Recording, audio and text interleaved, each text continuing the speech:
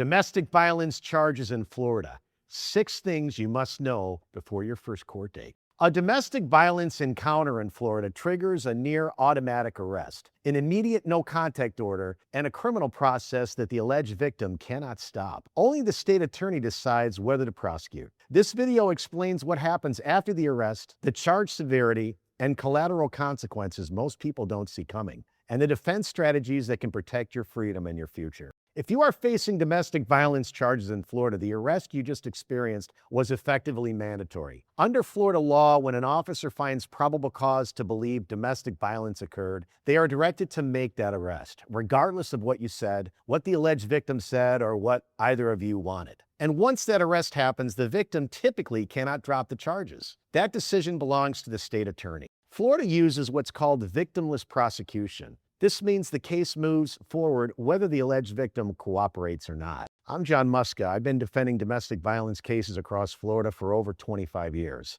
And here are 6 things you must know before your first court date. Number 1, the arrest. Why the officer doesn't have a choice. You see, Florida's domestic violence laws create one of the strongest arrest presumptions in the country. When an officer responds to a domestic disturbance and finds probable cause that domestic violence has occurred, the officer is directed to make an arrest. In practice, this means someone is going to jail virtually every time law enforcement responds to a domestic violence call. Probable cause in these cases can be remarkably thin. A neighbor's statement, a red mark, an overturned piece of furniture, one party's account of being pushed, grabbed, or blocked from leaving. The officer doesn't determine guilt. They determine whether probable cause exists, and the threshold on that is rather low. Consider this scenario. Marcus and Diane had been together for 6 years. One night, they're fighting about money. Voices getting louder than either intended. Diane goes for her keys. Marcus steps in front of the door, not to hurt her, just to say, "Wait, let's talk." She pulls away. He grabs her wrist for 2 seconds. Their neighbor hears the shouting and dials 911. 11 minutes later, Officer Rodriguez is at the door. Both Marcus and Diane tell him the same thing. It was an argument. They're fine. They don't want anyone arrested. Officer Rodriguez looks at the faint red mark on Diane's wrist. He looks at his body camera still rolling. Then he looks at Marcus. "Sir, I'm sorry. I don't have a choice." Marcus is then handcuffed in his own driveway while Diane stands on the porch asking why this is happening. This is why it doesn't matter that Diane didn't want Marcus arrested. Once the officer finds probable cause that a domestic violence encounter happened, Florida law takes the decision out of everyone's hands. That directive to arrest is the law. Number 2, the no contact order. Your home is now off limits. Within 24 hours of the date of the arrest, you will appear before a judge at first appearance. The judge sets bond at that appearance. And as a condition of the bond, typically issues a criminal no contact order. This is not the same as a civil restraining order. This is a criminal bond condition. Violating it is a separate criminal offense, a first-degree misdemeanor, carrying up to 1 year in jail. And if you violated a no-contact order twice against the same person, the 3rd violation becomes a 3rd-degree felony. Here's the part that catches people. Even if the alleged victim contacts you, calls you, texts you, or asks you to come home, if you respond or go to them, you can be arrested. The order binds the defendant, not the victim. Diane called Marcus 3 times the first week. Each call was a legal trap he didn't know existed. He didn't answer.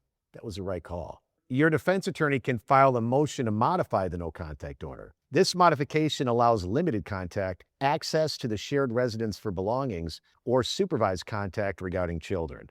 Until that modification is granted, 0 contact means 0 contact. Number 3, victimless prosecution. The victim cannot stop this. This is the biggest misconception in domestic violence cases. People believe the alleged victim filed the charges and can therefore withdraw them. That is not how it works in Florida. When someone is arrested for domestic violence, the case becomes the state of Florida versus a defendant. The alleged victim is a witness, not a party. The state attorney's office decides everything: whether to file, what to charge, whether to deal, whether to try. Florida specifically trains prosecutors in victimless prosecution. The state builds cases that don't depend on victim cooperation. That is because they know many domestic violence victims recant, they reconcile, or refuse to testify. They don't want the other person to get in trouble. They use the officer's observations, body camera footage, 911 recordings, photographs, neighbor statements, and excited utterance. Excited utterances are statements the alleged victim said in the heat of the moment that are admissible as hearsay exceptions under the Florida law. That 911 call Marcus's neighbor made, evidence. The description of yelling and something hitting the floor, time-stamped and preserved. The statements Diane made to Officer Rodriguez at the door, upset in the moment before anything was sorted out, those are excited utterances. The prosecution can use them even if Diane refuses to testify. The landmark case Crawford versus Washington established that the confrontation clause limits the use of testimonial statements. However, non-testimonial statements, including spontaneous excited utterances made to first responders during an ongoing emergency, may still be admitted without the witness's cooperation. Diane told prosecutors she didn't want to prosecute. Prosecutor's response, "We appreciate that, Mrs. Webb, but this is the state's case now." 4. The charges, what you're actually facing.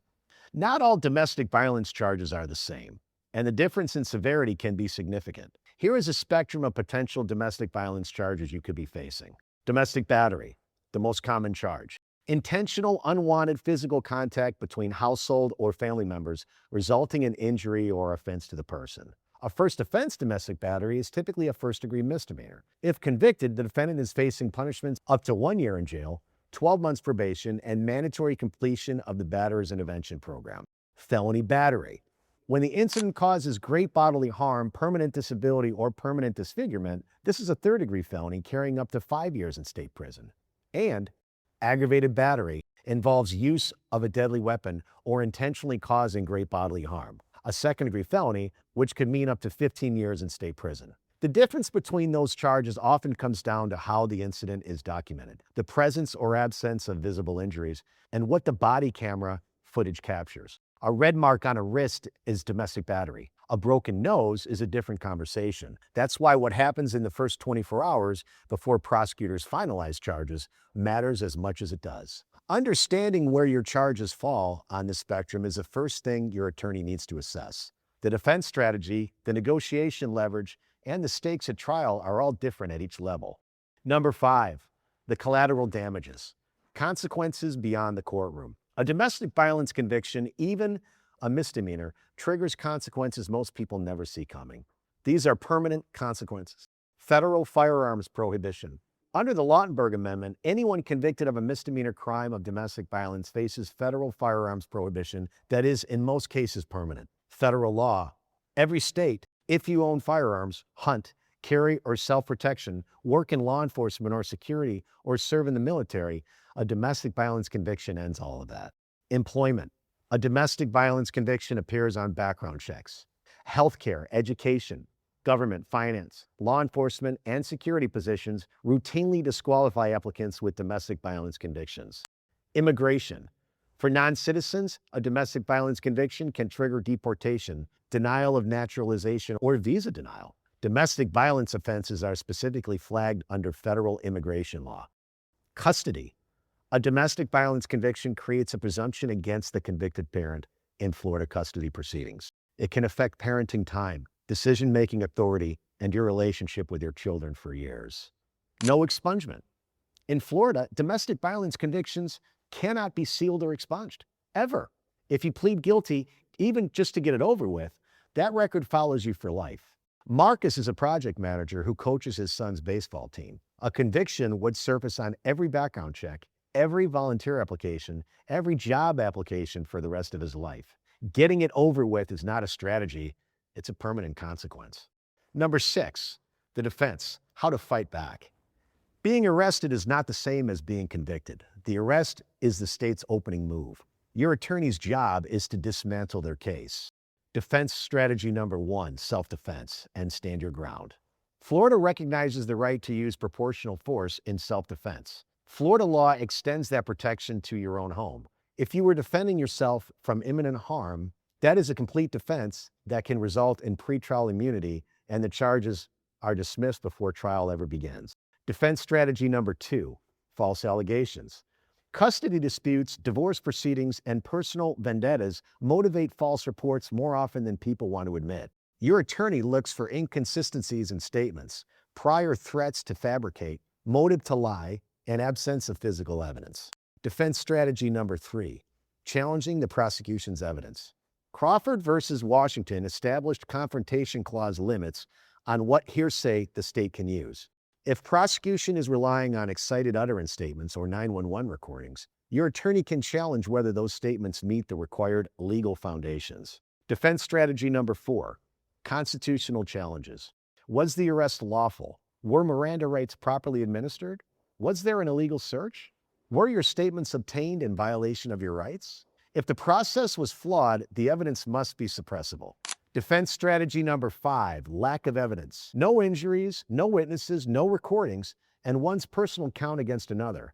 That is a reasonable doubt problem for the prosecutor. What to do right now if you're arrested for domestic violence in Florida, or if someone you love has, here is what needs to happen immediately. Number 1, do not contact the alleged victim, not by phone, text, in person, or through a third party. The no contact order is real, and violating it creates a separate criminal offense. Number 2, do not discuss your case with anyone except your attorney. Not family, not friends, not cellmates. Every jail phone call is recorded. Every word is potential evidence. Number 3, write down everything you remember about that incident. This documentation is for your attorney's eyes only. The sequence of events, what was said, who else was present, what injuries existed or didn't. Details fade. Number 4, call a criminal defense attorney before your very first appearance. The first appearance happens within 24 hours of the date of the arrest. Bond gets set. The sooner you have representation, the sooner someone is fighting on your behalf. You see, Marcus didn't violate the no contact order. He didn't try to explain his way out. He called an attorney before his first appearance and allowed that attorney to start building a defense from the facts, not from a panicked phone call to Diane that could become evidence against him. That's where you start.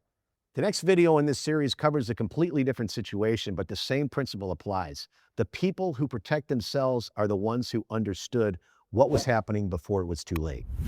Watch it next. I'm John Musca, and I'll see you on the next one.